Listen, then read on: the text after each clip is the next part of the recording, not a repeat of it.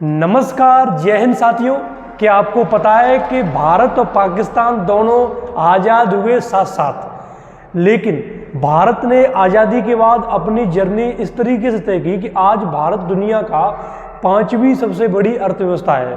भारत चांद पर पहुंच गया, भारत ने कई सारी उपलब्धियां हासिल की, लेकिन हमारा पड़ोसी मुल्क पाकिस्तान आखिर क्यों इतना पिछड़ गया? क्यों पाकिस्तान में लोग दाने दाने पर मोहताज हैं, दाने दाने को लेकर के? और पाकिस्तान में आटा चावल इनके दाम ऊपर हैं, यानी कि 300 रुपये किलो आटा और सिलेंडर के जो भाव हैं वो 2500-3000 रुपया।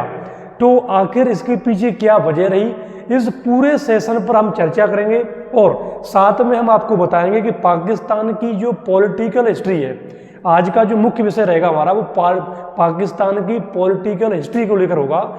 और पाकिस्तान की पॉलिटिकल हिस्ट्री की वजह से ही पाकिस्तान की हालत हुई है। ये सारी चर्चा आज हम करेंगे। आप हमारे साथ जुड़े रहें, इस सेशन को अंत तक देखें और अगर नए हो तो चैनल को सब्सक्राइब जरूर करें, जिससे कि आने वाले समय में आपको नोटिफिकेशन प्रॉपर मिलती रहे। आइए शुरू करते हैं। देखो, जब भारत और पाकिस्तान आज़ाद हुआ, आपको पता है कि 1947 में अंग्रेजों ने जब देश को आज़ाद किया तो उस समय दो मुल्क बने। कौन कौन से? एक बना पाकिस्तान और एक बना भारत।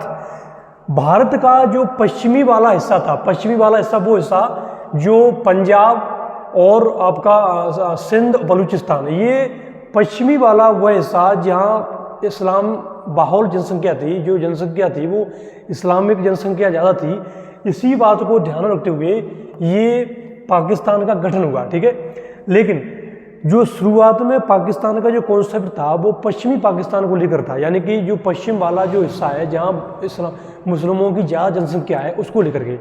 पूर्वी पाकिस्तान का जो कॉन्सेप्ट है वो बाद में आया, जब देश का विभाजन हुआ और मोहम्मद अली जिन्ना ने जिस तरीके से लॉर्ड माउंटबेटन योजना पेश की गई, उसके आधार पर दो पाकिस्तान बनाए गए। कौन कौन से? एक पूर्वी पाकिस्तान और पश्चिमी पाकिस्तान। पाकिस्तान एक ही था लेकिन उसके दो भाग थे, पूर्वी पाकिस्तान और पश्चिमी पाकिस्तान, ठीक है।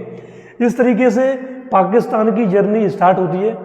हम आपको बताएंगे कि इस लगभग 70 और 75 वर्ष के इतिहास के दौरान, 70-75 वर्ष के समय ड्यूरेशन के दौरान पाकिस्तान में पहला आम चुनाव 1970 में होता है और भारत में पहला आम चुनाव 51-52 में होता है। तो आखिर इतना लॉन्ग ड्यूरेशन क्यों हुआ? साथ में हम आपको बताएंगे कि पाकिस्तान में जो गवर्नर जनरल होता है वो 1956 तक चलता है और जबकि भारत में 1948 तक। पाकिस्तान का जो संविधान है वो 1956 में लागू होता है और भारत का 1950 में। तो इतना लंबा समय कैसे लगा, इसकी वजह क्या थी, इस पर हम चर्चा करने वाले हैं, तो आप अंत तक जुड़े रहें। आइए देखिए, पाकिस्तान के पहला गवर्नर जनरल कौन थे? मोहम्मद अली जिन्ना, जो कि फादर ऑफ पाकिस्तान कहे गए। भारत के कौन थे? सी राजगोपालाचारी, ठीक है। तो ये पाकिस्तान के पहले गवर्नर जनरल बने। इन्हीं को फादर ऑफ पाकिस्तान कहा गया क्योंकि इन्हीं की वजह से पाकिस्तान अलग हुआ, भारत का विभाजन हुआ, ठीक है। जब दुर्भाग्य हुआ कि जिन्ना की मृत्यु बहुत जल्दी हो गई। इनकी जो मृत्यु थी वो सितंबर 1948 में इनकी हो जाती है मृत्यु, क्योंकि जिन्ना ही एक ऐसे लीडर थे पाकिस्तान में। अगर देखें, भारत में कई सारे लीडर थे, सरदार पटेल, जवाहरलाल नेहरू, महात्मा गांधी, राजेंद्र प्रसाद, अगर मैं गिनाता चलूँ दुनिया भर के लीडर्स, तो कोई दिक्कत नहीं हुई। लेकिन पाकिस्तान में अगर देखा जाए तो जिन्ना के अलावा कोई खास चेहरा नहीं था। दुर्भाग्य से जिन्ना की मृत्यु हो जाती है 1948 में, सितंबर महीना 1948 में, बहुत ही जल्दी। तब तक पाकिस्तान का ना तो संविधान बना, कोई स्टेबिलिटी नहीं हो पाई, ठीक है। ये आपको दिख रहे हैं, ये पाकिस्तान के पहले प्रधानमंत्री हैं लियाकत अली खान। कौन? लियाकत अली खान, पाकिस्तान के पहले प्राइम मिनिस्टर। हुआ ये कि जिन्ना की मृत्यु हो जाती है, इसके बाद दूसरे गवर्नर जनरल बनते हैं और पाकिस्तान का संविधान अभी स्टार्ट ही नहीं हुआ क्योंकि उसकी हालात ही कुछ ऐसे हो गए। ये जो लियाकत अली खान है, ये रावलपिंडी में जो है, रावलपिंडी में एक चुनावी हम कह सकते हैं कोई संबोधन कर रहे थे 1951 में। 1951 में लियाकत अली खान की मृत्यु कर यानी हत्या कर दी जाती है, गोली मार के हत्या कर दी जाती है। पाकिस्तान का ये इतिहास रहा है कि पाकिस्तान में जितने प्रधानमंत्री हुए हैं उन यानी कि अधिकतर प्रधानमंत्रियों की या तो हत्या कर दी गई या उन्हें देश निकाला दे दिया गया या जो है उन्हें जेल में बंद कर दिया गया। पाकिस्तान में मिलिट्री जो सैन्य शासन है वो लगभग 32 सालों तक रहा। अभी भी आप पाओगे कि पाकिस्तान की जो आर्मी है वो राजनीति और प्रशासन में उसकी बहुत अधिक भूमिका होती है। जितने डिसीजन होते हैं पाकिस्तान में उसके पीछे जो कहीं ना कहीं पाकिस्तान की आर्मी निर्धारित करती है कि पाकिस्तान का कौन प्रधानमंत्री होगा, कौन सुप्रीम कोर्ट का जज होगा, विधायिका में कौन होगा, ये सारे निर्धारण करती है पाकिस्तान की आर्मी। इसकी शुरुआत होती कैसे है? तो देखो ये मोहम्मद अली जिन्ना की मृत्यु होगी, पहले गवर्नर। उसके बाद जो गवर्नर जनरल बनते हैं वो होते हैं ख्वाजा नजीमुद्दीन, ये दूसरे गवर्नर जनरल बनते हैं पाकिस्तान की, ठीक है। बाद में मोहम्मद अली जिन्ना के बाद, ठीक है, द्वितीय गवर्नर जनरल, ये बाद में फिर प्रधानमंत्री भी बनते हैं, पाकिस्तान के प्रधानमंत्री बनते हैं कौन? ख्वाजा नजीमुद्दीन। अगर हम आगे थोड़ी सी और बात करें, ख्वाजा नजीमुद्दीन के बाद गुलाम मोहम्मद तीसरे जो है पाकिस्तान के गवर्नर जनरल बनते हैं। और ये जो गुलाम मोहम्मद है इनके समय में 1953 में एक अहमदिया दंगा होता है पाकिस्तान में। वो जो दंगा है बेसिकली वो आप ऐसे समझिए कि इस्लाम में एक अहमदिया समुदाय होता है ना, तो उनका शिया सुन्नी और उनका आपस में नहीं बनती, तो इसी को लेकर के इनमें आपस में दंगा होता है। इस दंगे की वजह से, इस दंगे को आधार बना करके गुलाम मोहम्मद जो है प्रधानमंत्री नजीमुद्दीन को बर्खास्त कर देते हैं। यहाँ ध्यान रखिएगा, भारत में जो राष्ट्रपति का जो पद है, क्योंकि अगर हम देखें गवर्नर जनरल एज ए राष्ट्रपति है ना, भारत की जो राष्ट्रपति का पद है वो उसके पास वो एक संवैधानिक प्रमुख होता है। लेकिन हम अभी देखेंगे पाकिस्तान में गवर्नर जनरल के बाद राष्ट्रपति का पद आता है, इनको अधिक शक्ति दी गई है। ये प्रधानमंत्री को कभी भी बर्खास्त कर सकते हैं, कोई पाबंदी नहीं है। आगे मैं आपको बताऊंगा कि पाकिस्तान में 27 प्रधानमंत्री हुए हैं। तो भाई साहब 27 प्रधानमंत्री हुए कैसे हैं, तो अभी हम चर्चा करने वाले हैं। तो देखो, हाँ, गुलाम मोहम्मद या PM नजीमुद्दीन को बर्खास्त कर देते हैं, ठीक है।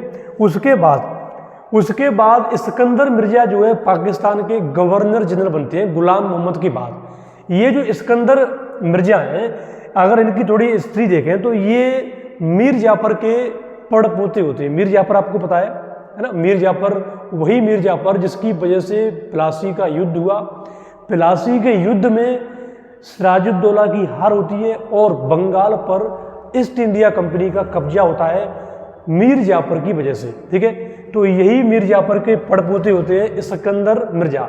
इस्कंदर मिर्जा जो है मोहम्मद अली जिन्ना इन्हें रक्षा सचिव नियुक्त करता है अपना, और बाद में ये पाकिस्तान के बनते हैं गवर्नर जनरल। इस्कंदर मिर्जा बहुत ही, हम कह सकते हैं कि पाकिस्तान की अगर पॉलिटिकल लोकतंत्र की अगर बात करें तो कहीं ना कहीं इस्कंदर मिर्जा ने लोकतंत्र की धज्जियां उड़ाई, रेड पीटी एकदम।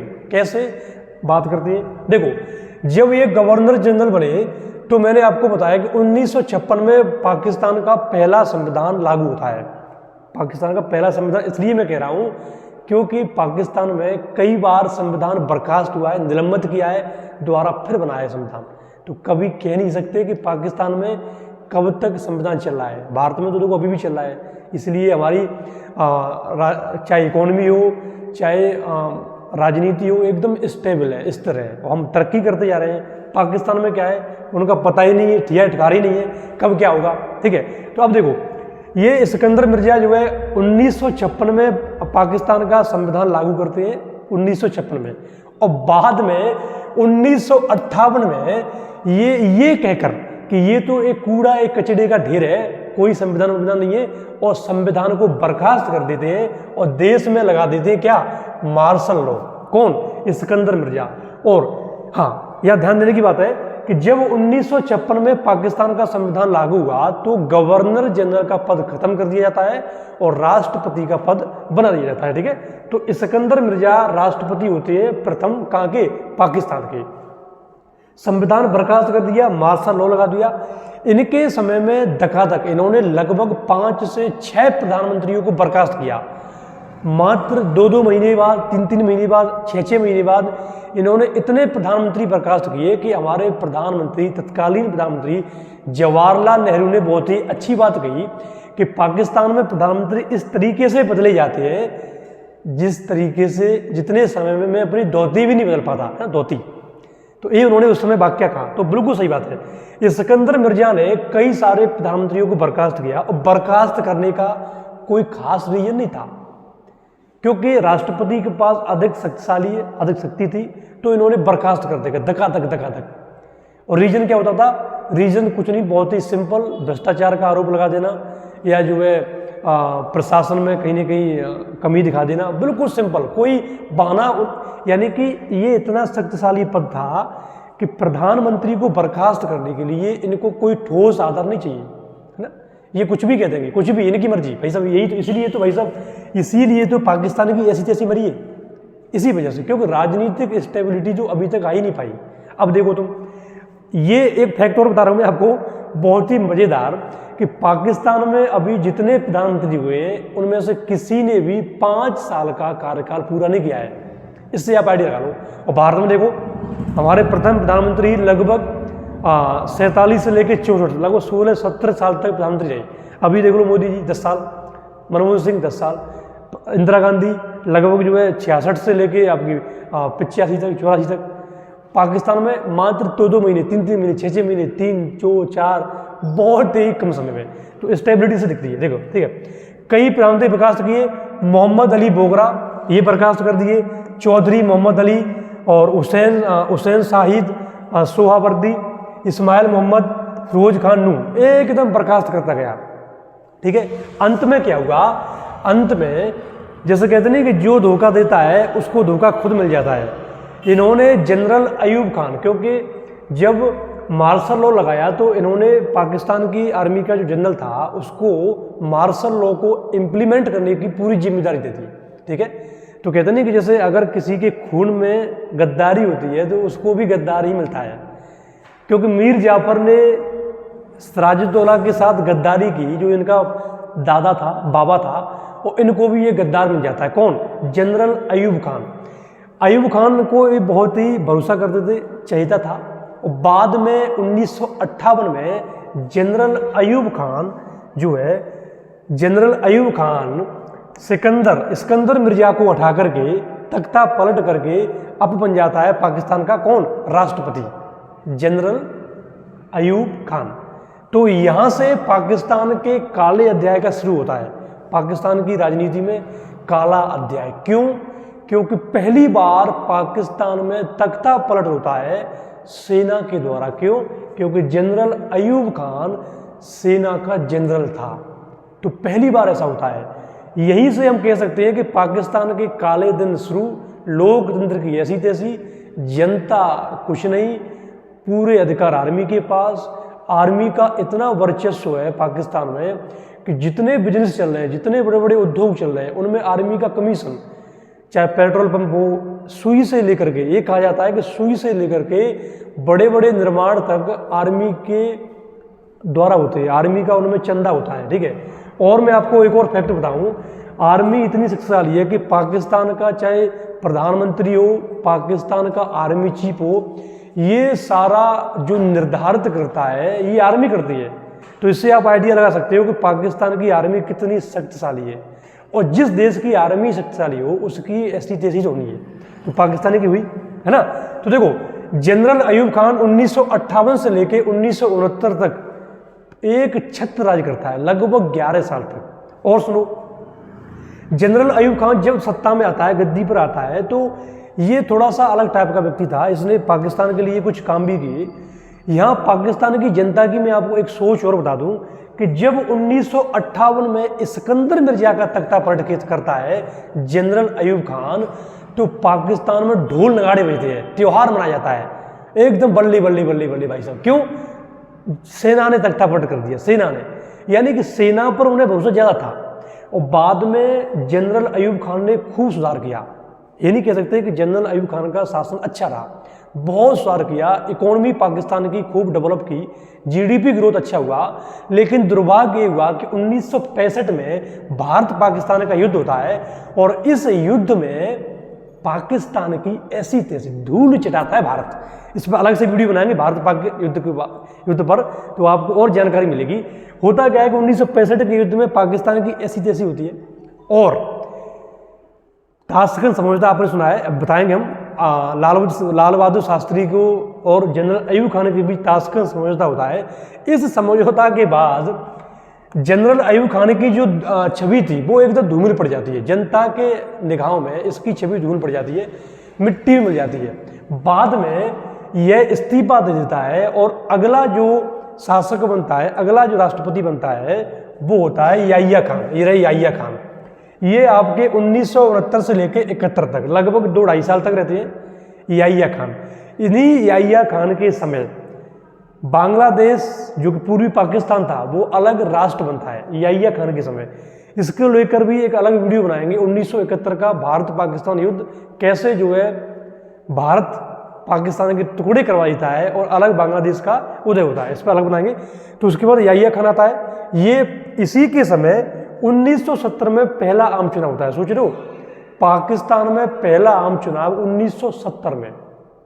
तब तक क्या करे, झक बना रहे कहीं, तो ऐसे ही समझ लो, ऐसी तैसी इनकी पहले ही हो चुकी। 1970 में पहली आम चुनाव और भारत में कब हो गया, 1951-52 में। तो इससे आप आइडिया लगा सकते हो कि लोकतंत्र कहाँ रहेगा, रहेगा ही नहीं। अब देखो यहाँ भी मजेदार बात, 1970 में जब पहला आम चुनाव होता है तो ये पूर्वी पाकिस्तान, ये पश्चिमी पाकिस्तान है ना, एक ही बात, दोनों एक ही है, देश एक ही है लेकिन उसके अलग अलग हिस्से हैं, पूर्वी पाकिस्तान, पश्चिमी पाकिस्तान। ये जो पूर्वी पाकिस्तान है, यहाँ एक पार्टी होती है जिसका नाम होता है आवामी लीग। क्या होता है, आवामी लीग। और इसके नेता होते हैं शेख मुजीबुर रहमान। ये जो आपको दिख रहे हैं शेख मुजीबुर रहमान होते हैं, क्योंकि पूर्वी पाकिस्तान में बंगाली भाषा बोली जाती है, बंगाली भाषा, और इनकी जो कल्चर है वो पश्चिमी पाकिस्तान से बहुत डिफरेंट है। इसी वजह से पूर्वी पाकिस्तान बांग्लादेश अलग बना। इसको हम अलग से बताएंगे, थोड़ा सा डिटेल में हम तभी बताएंगे आपको। अभी केवल सुन लो, जो शेख मुजीबुर रहमान की पार्टी आवामी लीग, ये 300 सीट, पाकिस्तान की जो असेंबली है उसमें 300 सीट थी, उन 300 सीट में से 160 सीट लेके आती है। कौन, शेख मुजीबुर रहमान की पार्टी, ठीक है। एक होती है पीपीपी, पाकिस्तान पीपल पार्टी। इसकी जो बनाते हैं वो थे जुल्फ़िकार अली भुट्टो, ये दिख रहे हैं भुट्टो, ये बनाते हैं। इनको पश्चिमी पाकिस्तान में अच्छा खासा बहुमत मिलता है, लेकिन आपको पता है कि 300 में से 160 तो इनको मिल गए।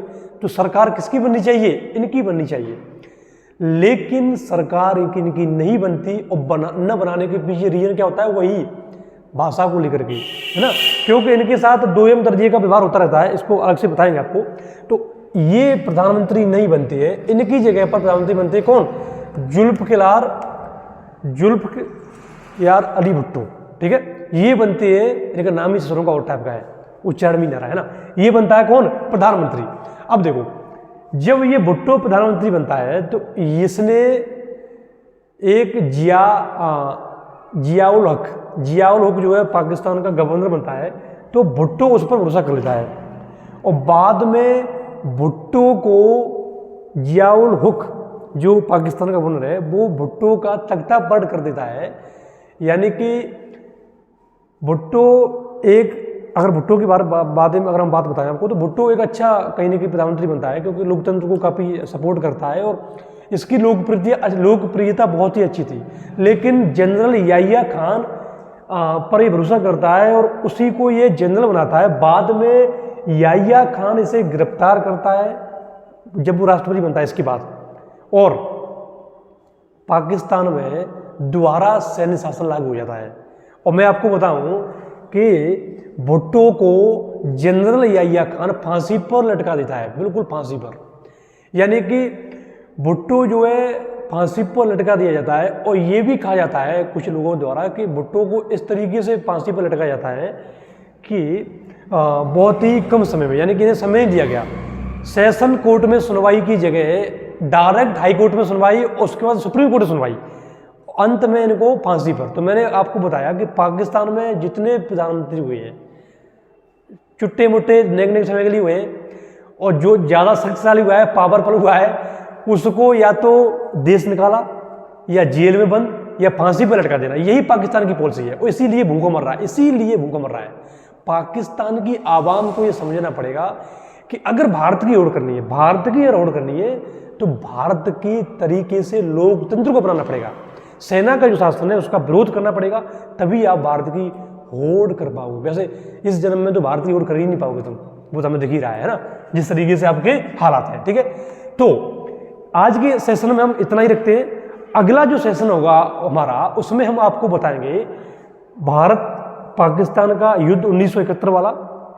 उसमें हम आपको बताएंगे किस तरीके से शेख मुजीबुर रहमान को जेल में बंद किया, और उसके बाद जब ये छूटते हैं तो किस तरीके से वहाँ एक बहुत बड़ा आंदोलन चलाते हैं और कैसे बांग्लादेश का जो है उदय होता है। ठीक है, तो इसको हम बताएंगे अगले सेशन में।